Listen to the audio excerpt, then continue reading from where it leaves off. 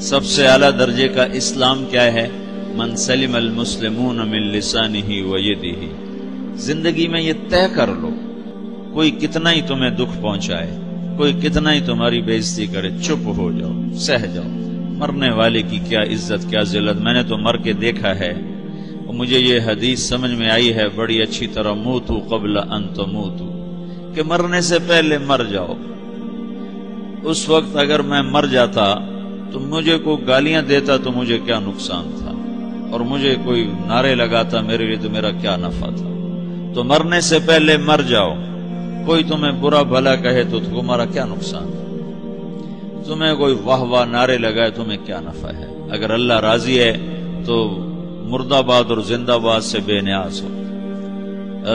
ابو ذر رضی اللہ تعالیٰ عنہ کو ایک آدمی نے گالیاں دی تو انہوں نے فرمایا بیٹا ایک گھاٹی آگے آ رہی ہے، اس میں گر گیا تو جو کچھ کہہ رہے ہو اس سے بھی زیادہ کا حقدار ہوں، اور اگر پار ہو گیا تو تیری گالیوں سے مجھے کوئی فرق نہیں پڑتا ہے۔ من سلم المسلمون من لسانہ و یدہ موتوا قبل ان تموتوا۔ چونکہ آج کل اخلاق ہیں انتقامی، معاف کرنے والے اخلاق ہیں نہیں، انتقامی اخلاق ہیں۔ ہمارا معاشرہ انتقامی ہے، اچھا کرو گے تو ہم اچھا کریں گے، برا کرو گے تو ہم برا کریں گے، جیسا کہو گے ویسا ہم سے سنو گے۔ یہ ہمارا ماحول ہے، یہ ہمارا۔ ایک ماں کہہ رہی تھی دوسری ماں کو، میرے پترا کدی کسی نے واسطے سلام نہیں کیتا، بڑے فخر سے کہہ رہی ہے، ہمارے اپنے گاؤں کی بات، میرے پترا کدی نہیں کسی نے واسطے سلام کیتا، مائی جڑا کرے انہوں کریں دیں، جڑا نہ کرے انہوں پوچھ دے ہی کوئی نہیں۔ یہ وہ فخر سے کہہ رہی، جو سب سے بڑا عیب ہے وہ سب سے بڑا فخر بنا ہو۔ میرے پترا کدی نہیں کسی نے واسطے سلام کیتا۔ جب ماں باپ نے یہ سبق دیا تو اولاد کا کیا قصور ہے؟ تو ہمارا معاشرہ انتقامی ہے، ایک کی 10 سنانے کا ماحول ہے، تو آپ 100 کی ایک بھی نہ سناؤ۔ احنف بن قیس رضی اللہ تعالیٰ عنہ پہ ایک آدمی نے چڑھائی کر کہنے لگا ایک سناؤ گے نا تو 10 سنو گے میری طرف سے۔ تو احنف بن قیس کہنے لگے بھائی تو مجھے 100 بھی سنائے گا نا تو میری طرف سے ایک بھی تو نہیں سنے گا۔ ایک آدمی ان کی بڑی بےزتی کر رہا تھا اور وہ چل رہے تھے اور وہ 100 گالیاں بک رہا ہے۔ جب آ گیا نا قریب شہر تو کہنے لگے دیکھ اب میرا قبیلہ یہاں رہتا ہے، اگر کسی نے سن لیا نا تو تیری بڑی دھلائی کر دے گا، تو نے جو مجھے گالیاں دینی میں کھڑا ہوں یہیں تو دے لے، تو اپنا سارا زور پورا کر لے تاکہ آگے تجھے کوئی تکلیف نہ پہنچا دے میری وجہ سے۔ تو وہ پاؤں پہ گر کے معافی مانگنے لگا کہ واقعی تو بڑے حلم والا ہے۔ وہ مشہور تھے اپنے حلم میں، بردباری، اور لوگ ان کا امتحان لینے آیا کرتے تھے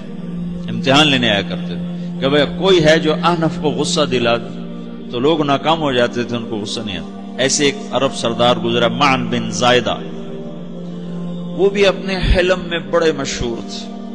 ایک دفعہ لوگوں میں شرط لگ گئی کہ کوئی ہے معن بن زائدہ کو غصہ دلائے تو ہم اس کو انعام دیں گے۔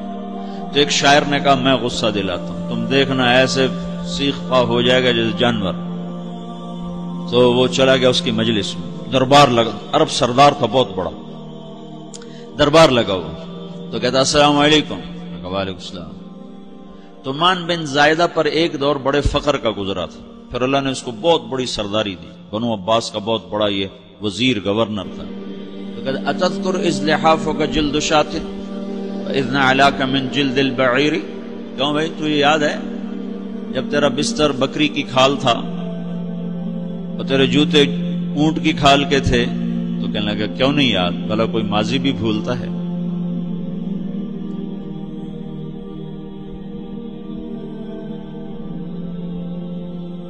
تو وہ کہنے لگا پہلا وار تو خطا گا کہ فسبحان الذی آتاک ملکا وعلمک الجلوس علی السریر، تو پھر ساری تعریفیں تو اللہ کی ہیں جس نے تیرے جیسے کو تخت پہ بٹھا دیا۔ کہاں بھئی ساری تعریفیں اللہ کی ہیں، میری تو کوئی اوقات نہیں۔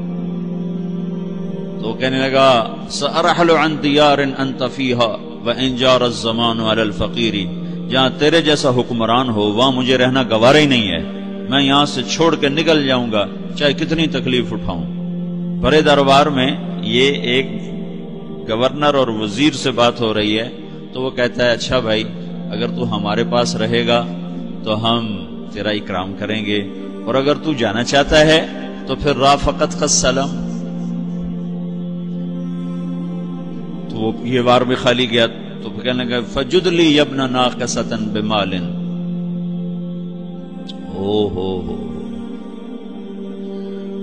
او گندی ماں کے بیٹے مجھے کچھ عطا بھی کر، میں بغیر پیسے کے سفر کیسے کروں گا؟ عرب کو کسی کو بھی ماں کی گالی دے دینا پھر عرب سردار ہو۔ فجد لی یبن ناقصۃ بمال، بری ماں کے بیٹے مجھے کچھ پیسے بھی دے، میں نے جانا ہے۔ میں کہا بھائی اس کو 3000 دے دیا جائے۔ اللہ، تو کہنے لگا قلیل ما آتیتنی وانی لأطمع منک فی الکثیر، یہ تو بہت تھوڑا تو نے دیا ہے، مجھے اور دے۔ کہا اچھا بھائی 3000 اور دے دو۔ تو وہ شاعر کی بھی آنکھیں پھٹ گئیں، کہنے لگا اب ٹھہر جا ٹھہر جا، اب میں تیری اصل تجھے بتاتا ہوں۔ سألت اللہ ان یبقیک ذخرا فما لک فی البریۃ من نذیر، میں اللہ سے دعا کرتا ہوں اللہ تیرے جیسوں کو سلامت رکھے، تیرے جیسا دنیا میں کسی ماں نے جنا ہی کوئی نہیں۔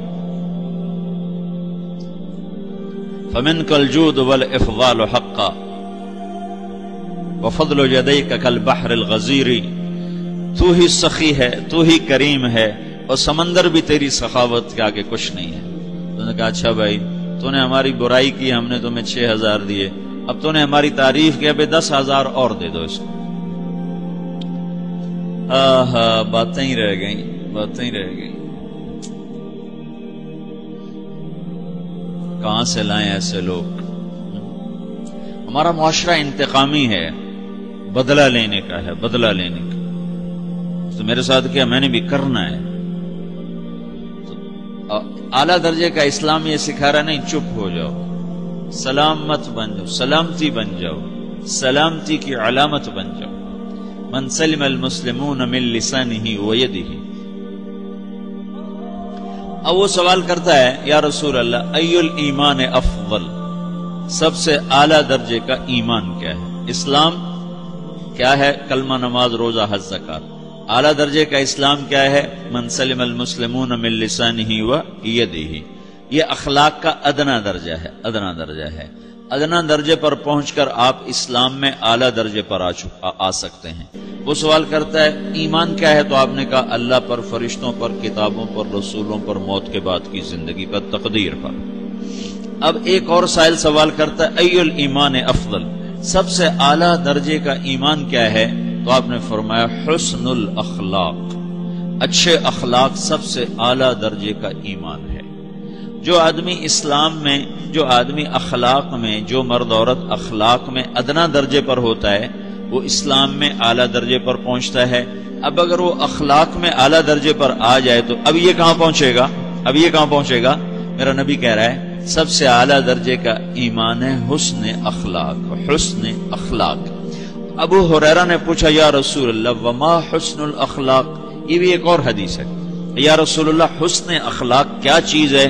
تو آپ نے 3 چیزیں فرمائی، تصل من قطعک وتعطی من حرمک وتعفو عمن ظلمک، جو تم سے توڑے نہ تم اس سے جوڑو، نہیں کرتا سلام نہ کریں، کوئی ہم چھوٹے باپ کے ہیں، ہم تو کبھی بھی نہ کریں، ہم تو کبھی بھی نہ منہ تھوکیں بھی نہیں، ہم تو میرا نبی کہہ رہا ہے جو توڑے تم اس سے جوڑو، جو محروم کرے اسے عطا کرو، جو زیادتی کرے اس سے درگزر کرو۔ یہ 3 کام جو عورت مرد کر لے گا یہ اخلاق کے اعلیٰ درجے میں ہے۔ جب یہ اخلاق کے اعلیٰ درجے پر پہنچتا ہے تو پھر میرا نبی کیا بشارت دیتا ہے؟ ادنا درجے پر پہنچ کر تو اعلیٰ مسلمان کی بشارت ہے، اور اخلاق میں اعلیٰ درجے پر پہنچ کر میرا نبی کہتا ہے کاد الحلیم ان یکون نبیا، اعلیٰ اخلاق والا بس نبی بنتے بنتے رہ جاتا ہے۔ اعلیٰ اخلاق والا ایسے ہے جیسے کہ نبی، قریب ہے کہ وہ نبی بن جائے، یہ تو ہے نا ترجمہ، لیکن ہم ہمارے اردو میں کہتے ہیں وہ نبی بنتے بنتے بنتے رہ گیا۔ کیا مطلب؟ کہ اس میں اور نبی میں صرف نبوت کا فرق رہ جاتا ہے، باقی وہ سب کچھ حاصل کر لیتا ہے۔ تو یہ سارے دین کا میں نے آپ کو خلاصہ بتایا ہے کہ میری آپ کی ضرورت ہے کہ میرا اسلام اعلیٰ درجے کا ہو، من سلم المسلمون من لسانہ و یدہ، میرا ایمان اعلیٰ درجے کا ہو،